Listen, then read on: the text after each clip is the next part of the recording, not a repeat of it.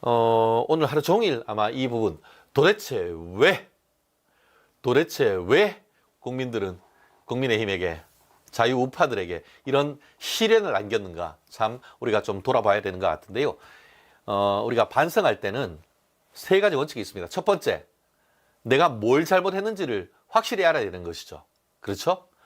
그래서 내가 뭘 잘못했는지를 확실하게 컨페션, 고백을 할 수가 있어야 되고, 그거에 대해서 내가 반성한다는 뜻을 명확하게 밝혀야 되고, 더불어서 마지막이 뭐죠? 반성에 따르는 나의 행동의 변화.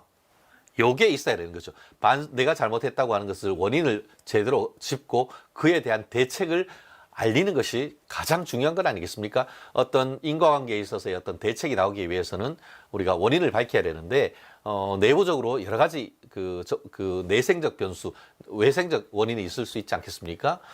사실 안타깝지만 원인은 외부에 있기보다는 내부에서 먼저 찾아야 되는 것이 마치 그 김수환 추기경께서 얘기하신 것처럼 내 탓이요라고 할 수 있는 그런 용기 있는 고백이 좀 필요한 것이 아닌가 싶은데, 용산 대통령실은 대통령실대로 내 탓이요, 또 국민의힘 내부에서, 그리고 내부에서 내 탓이요, 그리고 구체적으로 내 탓이요라는 것이 단순한 어떤 구두손, 내 입으로 나오는 입에 발린 말이 아니고 내 탓이 무엇인지를 반성문이 10가지씩 나와야 된다고 생각합니다. 그래서 마치 지난번 그 2012년 대선 과정에서 박근혜 대통령과 문재인이 붙었을 때 박 대통령이 압도적으로 이겼잖아요. 근데 그때의 한상진 보고서라는 게 있죠.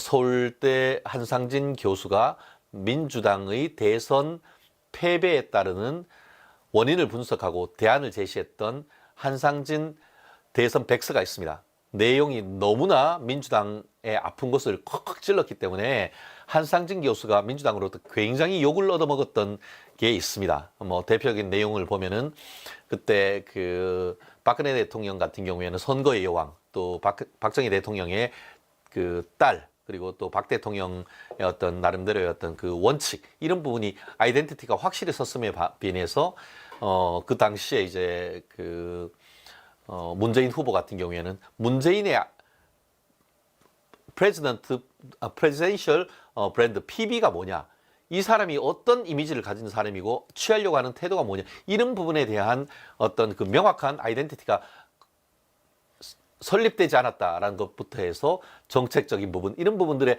패착을 굉장히 섬세하게 다 일일이 다 나열을 했습니다. 그래서 그 대통령 그 한상진 백서가 나오면서 민주당에서는 내부 총질하냐라는 비판이 굉장히 컸습니다. 그런데 그 내부적인 비판이 있었음에도 불구하고 그 한상진 백서를 통해 가지고 7년, 5년 뒤에 어떻게 됐습니다. 5년도 걸리지 않았었죠.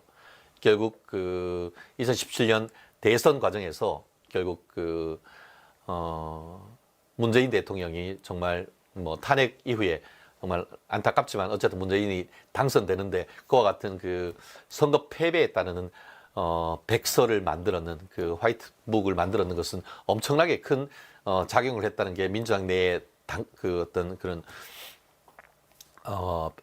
중론이자 일반적인 평가입니다. 그렇다고 한다고 하면은 왜 도대체 개헌 가능성이 뚫릴 정도의 개헌 라인이 뚫릴 정도로 야당의 200석까지 갈 뻔했는지에 대해서는 국민의힘도 이번에는 정말 총선 패배에 따른 백서를 저는 만들어야 된다라고 생각을 합니다. 그리고 그 백서에는 아까 말씀드린 것처럼 용산의 실책, 그리고 또 국민의힘의 실책, 이런 패배에 따른 원인을 우리 내부자의 어떤 시각이 아니고 마치 외부에서의 어떤 그런 우리가 경영 컨설팅을 받듯이 외부에 있는 정치 전문가들, 또 여론조사 전문가들을 종합적으로 이 위원회를 만들어서 그에 따르는 원인을 명확하게 분석을 하고 그에 대한 대책을 하나하나 내는, 이런 부분이 저는 반드시 1차적으로 절차적인 측면에서 저는 있어야 된다라고 보고요.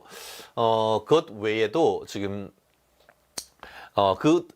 거기에 달린 그 백서에는 첫 번째는 용산의 당에서의 어떤 내부적인 자기 고백이 좀 있어야 되는 부분이 분명히 있다는 것이 뭐 사실 안타깝고, 저 또한 참 이런 얘기를 하기는 참 곤란하기도 하고 좀 답답하기도 합니다만, 이게 당과 용산 사이에 이 그 케미가 사실은 좀 너무 삐그덕삐그덕했던 그런 부분 있지 않습니까? 참 지난 가을이었죠. 어떻게 보면은 그 강서구청장 선거에서 우리 뭐 대법원에서 형이 확정된 분을 대통령께서 사면을 하고, 사면이 잉크가 마르기도 전에 바로 또 재보궐선거에 출마시킨, 그리고 또 그러한 상황에서 그 지역을 어떤 지역구의 구청장을 뽑는 선거라기보다는 오히려 마치 뭐 엄청난 서울시장급 선거가 되는 것처럼 판을 좀 키웠던 그런 부분이 없지 않았던 것 같은데요. 그로 인해서 거의 20%에 가까운 엄청난 패배를 겪었지 않습니까? 그러고 나서 일찍 그 우리가 예방주사를 맞았다, 이런 얘기를 했습니다만, 그럼에도 불구하고 제대로 이 부분에 대한 어떤 그 국민에 대해서 좀 오만하다라고 하는 그런 비판은 여전히 남아 있었습니다. 그런 상태에서 그 2023년 12월 말에 정말 위기 속에서 정말 한동훈 비대위원장이 화려하게 등판을 했었죠. 그러면서 어쨌든 전체적인 그 여론의 흐름이 상당히 좋아졌죠. 한동훈 현상이다라고 할 정도로 한동훈의 어떤 그 스피치 했던 동영상이 300만 회 이상 어떻게 보면 조회가 되고, 또 그 우리 대구의 동대구역 같은 데 갔을 때는 7시 차를 끊었는데 하도 많은 사람들이 와서 사인해달라, 셀카 찍어달라 해서 11시 그 KTX를 하는 그럴 정도의 어떤 대성급 사람들을 몰아다니면서 상당 부분 분위기를 반전시켰던 그런 부분이 있었는데, 그 흐름 속에서 또 그래서 그 흐름 또 플러스 의정 갈등, 뭐 말은 갈등이라고 했습니다만 개혁의 칼날을 들었는데, 그 개혁에 따르는 어떤 그 성과가 나오기보다는 오히려 그 논란이 지나치게 길어지면서 국민들이 피곤해하는 이런 상황 속에서 이게 지지율이 꼬꾸라지는 그 시점에 공교롭게도 또 참 안타깝습니다만 우리 그 이종섭 전 국방부 장관을 호주 대사로 선임해서 해외 호주로 출국시키는 과정에서 출국 금지라는 그런 문제가 있었고, 그걸 해지하고 가는 과정에서 좌파 언론들의 어떤 그런 그 침소봉대를 통한 이게 뭐 범죄자를 보내네, 이런 프레임 속에서 국민의힘이, 특히 용산이 완전히 빠져버린 건 아니겠습니까? 그러니까 중도층 표심이 하루아침에 이게 뭐 리얼미터나 아니면은 그 갤럽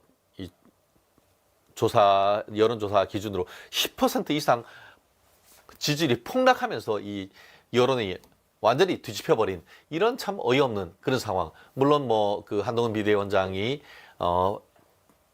정말 빨리 수습을 해서 이종섭 그 호주 대사를 한국으로 사실상 그 우리 소환하기를 바란다라고 했을 때 또 나름대로 그 행사가 있고 하셔가지고 또 호주에서 한국에 들어오셨고, 또 여론의 추이를 보시다가 또 본인이 스스로 거취를 결정했던 그런 모습이 있었는데, 말씀드렸듯이 잘 나가다가 결정적인 순간에 결정적인 어떤 정무적 실책을 통해 가지고 여론이 정말 그동안 정말 몇 달을 통해서 쌓아놨던 공든탑이 하루아침에 무너지는 이런 모습에 대해서는 참 아마 저를 포함하면 많은 분들이 정말 많이 답답했던 그런 부분이 있었던 것 같습니다. 그리고 또 사실은 뭐 800원대의 뭐 파 논쟁이 있었는데, 사실 앞뒤 맥락을 보면은 윤 대통령은 너무나 합리적인 얘기를 하셨어요. 딱 보시더니만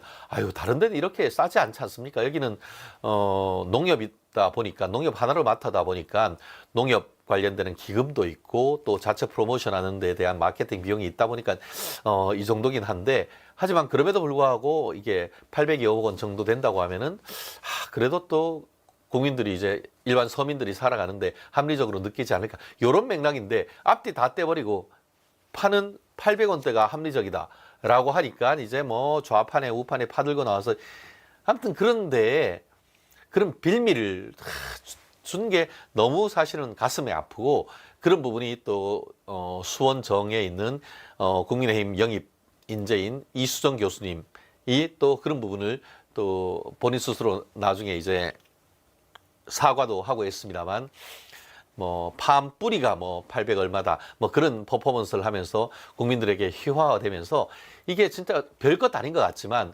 가랑비에 옷 젖듯이 우리의 국민의힘에 대한 지지율이 쑥쑥쑥쑥 빠지면서 특히 그 보면은 중도층 나아가서 또 보수층까지도 용산 윤석열 대통령에 대해서 상당히 못마땅해지는 그런 분위기가 역력했었던 그런 점이 이런 점에 있어 가지고는 용산의 어떤 정무 라인, 정무적 감각 이런 부분이 너무 사실 저도 이제 필드에서 뛰었고 그 이후에 지금 방송을 통해 가지고 여론전을 통해 가지고 저희가 열심히 또 우리의 어떤 그 이념 투쟁의 최선봉에서 저희가 싸워왔습니다만 그런 부분이 맞닿을 때마다 사실 정말 힘들었어요. 저희가 멀쩡하게 해서 막 싸우는 것 같지만 사실 개인적으로는 속으로 굉장히 많이 속상하고 특히 그 후보자님들 같은 경우에는 와 정말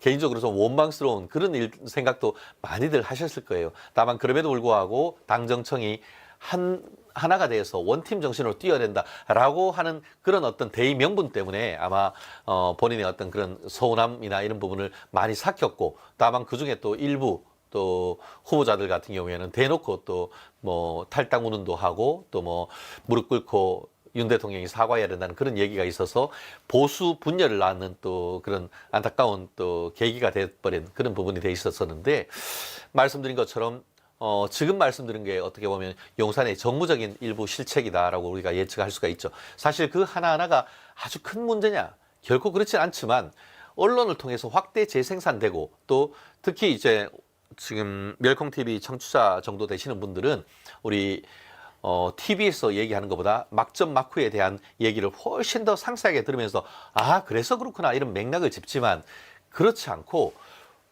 투표장 갔는데 비례대표를 찍어야 하는데 국민의 힘이 없어요. 이런 분들도 생각보다 많단 말이에요. 그런 분들 같은 경우에는 판단에 지금 850원이네 뭐 이런 얘기 하면은 맥락 딱 떼고 그게 합리적이다 이렇게 들으면은 정말 환장할 노릇이거든요. 그러니까 좌파들한테 이용당할 그럴 어떤 모습들을 이런 부분을 최대한 좀 줄이고 또 언론이 어떤 그 문제가 나왔을 때 신속하게 좀 대응을 해주셨으면 하는 그런 문제가 있었는데 말씀드렸던 이런 부분과 관련해 가지고 이 그 2024년 22대 총선 정말 패배 백서에는 반드시 그 용산에서의 어떤 정무적 실수 이런 부분도 저는 분명히 들어가야 된다. 그렇게 돼야만 이게 제가 뭐 저뿐만 아니고 보는 무슨 저희가 윤 대통령을 비난하려고 하는 그거 전혀 아니거든요. 결국 이번 결과가 이렇다고 하면 그 원인을 분석을 하고 그러면은 앞으로 어떻게 이걸 그 교훈 삼아서 우리가 실책을 하지 않을 것인가. 어떤 문제가 생겼을 때 얼마나 신속하게 언론 대응을 할 것인가. 이런 부분에 대한 답을 찾자고 하는 건 아니겠습니까? 진짜 정말 지금 김나연님 100번 잘해도 한 번의 실수를 찾아서 선전선동을 한다는 게 좌파의 통일 전선 전술 아니겠습니까? 그렇다는 점에서 우리로서는 물론 완벽할 수는 없고 또 선거란 것이 짧은 기간 내에 정말 아주 밀도 있게 진행되는 과정에서 우리가 그걸 대응할 시간적 여력조차 없다는 것 잘 압니다. 그럼에도 불구하고 관리를 할 수 있는 역량을 쌓아야 된다는 것은 마땅한 것 아니겠습니까?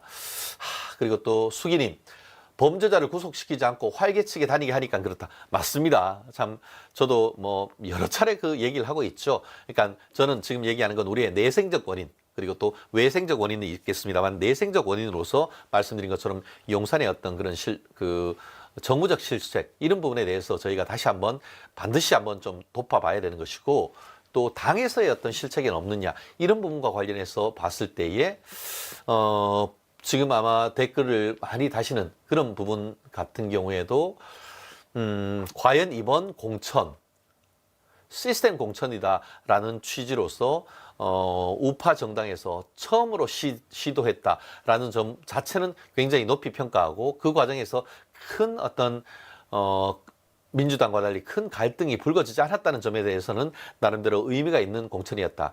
다만 과연 그와 같은 것이 혁신 공천으로서 국민들 눈높이에 정말 맞는 사람을 테이블에 올렸느냐, 메뉴판에 올려드렸느냐, 이런 측면에 있어 가지고는 갸우뚱할 수밖에 없는 이런 부분이 없지 않지 않습니까? 물론 이제 잘 아시다시피 민주당에서 김건희 여사 특별법을 끝까지 그 제의와 관련되는 것을 상정하지 않으면서 만약에 이제 제의 요구하기 전에 현역 의원들을 컷오프를 많이 시켜버리고 그런 상태에서 김건희 여사 특검법이 제의가 됐을 경우에는 그 특검법이 어떻게 보면 반란표를 통해 가지고 통과되지 않을까 이런 염려가 있었던 것, 뭐 우리 멸콩TV 시청자 여러분은 너무나 잘 알죠. 하지만 결론적으로 봤을 때에 그와 같은 어떤 국민의힘의 전략이 많은 중도 표심을 돌아서게 했던 것도 사실이거든요. 결국 그와 같은 법이 사실상 폐기되도록 한 사실 자체는 성공을 했지만 그로 인한 정치적 후폭풍이 우리가 생각했던 것보다 훨씬 더 컸다라는 점에서 참 이런 부분에 있어서는 참 도대체 이거를 어떻게 해야 되느냐 참 난감하죠. 왜 난감하지 않겠습니까? 어떻게 보면은 옛날에 어땠어요? 노무현 대통령 같은 경우에는 뭐 논두렁 시계 논란이 있고 또 그리고 또 박연차 씨로부터 뭐 수백만 불을 그 노무현 전 대통령의 부인인 권양숙 여사가 받았다라는 것에 대해서 기자들이 물었죠. 그거 어떻게 생각하냐고 하니까 면목 없는 일이죠 라고 하면서도 아니 그럼 조강지처 버리란 말입니까? 이렇게 얘기를 했었던 것 아니겠습니까?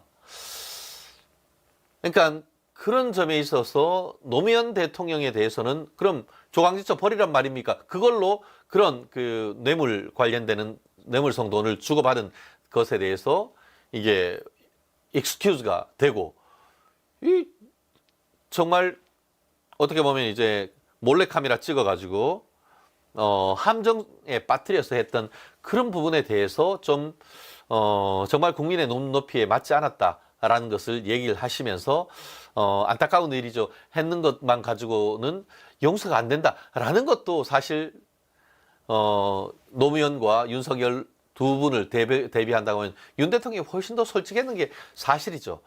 그럼에도 불구하고 이게 그 젊은 층, 또 2030, 또 4050 이런 그 연령대 같은 경우에는 어쨌든 김건희 여사에 대한 어떤 사적인 어떤 뭐 서운함이라든가 그런 어떤 그 감정이 투여되면서 이런 부분이 좀 제대로 대응되지 못했던 점이 저는 참 못내 굉장히 많이 아쉽습니다. 참 그래요. 아무튼 뭐 사실 일부 지금 얘기하는 것처럼 그 일부 유튜버들 같은 경우에는 보수의 분열을 얘기하는 그런 분들이 많았다라는 점도 지금 댓글에서 상당 부분 얘기를 하고 있고, 사실 어제도 그렇고 그제도 그렇고 저희 멸콩TV 같은 경우에는 뭐 저희가 그 이승만 대통령 말씀하신 것처럼 뭉치면 살고 흩어지면 죽는다. 설령 좀 아쉬움이 있다 하더라도 이번에는 2번, 4번 24K 정말 순수 금의 농도 높은 투표를 통해 가지고 국민의힘과 국민의 미래에 표를 몰아달라라고 정말 끝까지 우리가 호소를 했었지 않습니까? 그런데 일부 유튜버들 같은 경우에는 다른 목소리를 한다는 말씀을 저도 많이 듣고는 참 속이 굉장히 많이 좀 아프고 상했습니다. 물론 지금 그 박옥선님 같은 경우에는 계속 김경률, 모닝글로리님도 김경률 뭐 이런 그 얘기를 지금 키워드로 계속 쓰고 있습니다만 한동훈 비대위원장이 장해찬이나 아니면은 도태우 같은 분들을 내치고 김경률이나 아니면은 함익병 이런 분들을 좀 껴안고 또 품에 끌어안는 그런 모습이 굉장히 좀 못마땅해 하신 그런 부분도 있다는 것 전 너무너무 잘 압니다. 사실 제가 그 얘기 많이 하죠. 근데 우리가 쉽게 그렇게 말씀을 할 수는 있습니다. 그런데 거꾸로 우리가 저도 뭐 고향이 대구입니다만 제가 얘기 항상 하잖아요. 뭐 정운천 의원이 그 국민의당에서 국민의힘으로 들어온 다음에 비례대표는 25% 이상 당선될 수 있는 명단에 호남 사람을 넣어야 된다라는 규정을 만들어 버렸어요. 근데 그때 말씀드렸잖아요. 서울 경기 지역에 아마 공천 받으신 분들 중에 적어도 3분의 1 이상, 3명 중에 1명 가까이는 제가 뭐 구체적으로 보진 않았습니다만 거의 그 정도 수준으로 호남 분들이 굉장히 많습니다. 국민의힘에 호남 분이 없느냐? 굉장히 많습니다. 그리고 더불어서 서울, 경기, 그리고 인천 지역에 그러니까 정말 참 이게 아이러니한 게 대구, 경북, 부산, 울산, 경북에, 경남에 계신 분들을 공천을 드렸을 때에 이거를 통합해가지고 이거를 승리로 이끌기가 정말 쉽지가 않아요. 한동훈 비대위원장의 고민은 바로 거기에 있던 것이죠. 그러다 보니까 어떻게 보면은 중도층에 대한 표심, 그러니까 한마디로 산토끼를 잡고 더불어서 집토끼까지 잡으려고 하니까 그런 부분에 있어서의 어떤 상징적 인물들로 마포의 함익병 그 후보님이라든가 아니면은 그 비대위원회 또 조국 흑서를 쓴 김경률 또 회계사 이런 분들을 모셨던 것인데 참 그렇습니다. 우리가 이런 거 아닙니까? 우리나라에는 사실은 그 축구 국가대표에 귀화하신 분들이 없습니다. 하지만 일본 같은 경우만 해도 귀화했는 국가대표가 있고 최근에 그 제가 지난번에 그 한국 우리 대한민국하고 그게 태국이었죠. 태국의 국가대표 A매치를 그 봤더니만 거기에도 해외 선수를 귀화시켜서 그런 게 있더라고요. 그렇습니다. 우리가 축구에도 승리를 하기 위해서 심지어 귀화한 선수를 하고 또 히딩크와 같이 해외 명감독을 모시지 않습니까? 그렇다고 한다고 하면은 우리가 승리하기 위해서 총선 승리 안 하면 사실은 지금 난리 난 건 아닙니까? 만약에 진짜 어제 200선이 뚫렸다. 저 오늘 여기 방송 못하고 아마 집에서 알아 누웠었을 겁니다. 그 정도의 어떤 그 후폭풍과 충격이 있기 때문에 그러한 점을 최대한 막기 위해서 나름대로의 어떤 그런 전략이었다라고 생각을 하고 다만 그러한 전략이 유효했는지 이 부분에 있어서는 뭐 저는 나름대로 효력은 있었다라고 생각합니다만 그 부분에 있어 가지고는 또 나름대로 평가가 다를 수가 있을 것 같습니다. 그런 부분까지도 순혈주의가 아니고 하이브리드주의, 정말 그 자유우파, 보수, 중도 그리고 경우에 따라서는 중도 좌파까지도 끌어안을 수 있는 그런 전략으로 앞으로도 나가야 되는 것인지 아니면은 여기 봐라 그렇게 했더니만 그런다고 쟤네가 찍어주느냐 이런 논란이 있지 않습니까? 그렇듯이 앞으로 이런 부분에 있어서도 이제 그 총선 패배 백서를 확실히 쓰면서 이런 그 중도 내지는 중도 좌파까지 외연을 확대하면서 사람을 끌어들이는 영입하는 전략이 맞는지에 대한 이런 부분도 당 내에서 우리가 굉장히 고민을 하면서 대책을 세워야 되는 부분이라 저는 개인적으로 그렇게 생각을 합니다. 지금 그 모닝글로님 같은 경우에 중도라는 막연한 신규를 쫓다 보수 우파의 가치를 높여 국민의힘의 정체성이 희미해졌어요. 지금 말씀드리는 게 그런 부분 아닙니까? 저도 이런 그 논란이 있고 이런 시각이 분명히 존재한다는 것을 제가 잘 압니다. 아마 그 한동훈 비대위원장 같은 경우에도 서울에서 오래 자라고 또 서울의 중고등학교를 대학교를 거치면서 서울에 있는 나름대로 중도 우파의 어떤 표심을 읽으면서 갔다라고 저는 생각을 하는데요. 그러한 전략이 유효했는지 여부, 이 전략을 추후에는 변경시켜야 되는지 이런 부분에 대해서도 냉정한 한번 어떤 판단이 좀 필요한 것이 아닌가 그렇게 생각을 합니다. 또 원더우먼님, TK, PK가 나라를 살렸다. 저도 완전히 공감을 합니다. 다만 TK, PK만 가지고는 안 된다라는 것도 우리가 또 항상 생각을 해야 되는 건 아니겠습니까? 저 또한 이번에 그 구미에 가서 또 총선을 위해서 열심히 뛰었습니다만 서울에 있는 우리 형님들, 동생들이 얼마나 어렵게 뛰고 있었는지는 제가 누구보다 잘 알기 때문에 그분들의 어떤 고민, 정말 우리 멜콩TV 시청자 여러분도 아마 같이 고민을 하시고 그 고민을 같이 아마 이해하지 않을까 그렇게 생각을 합니다.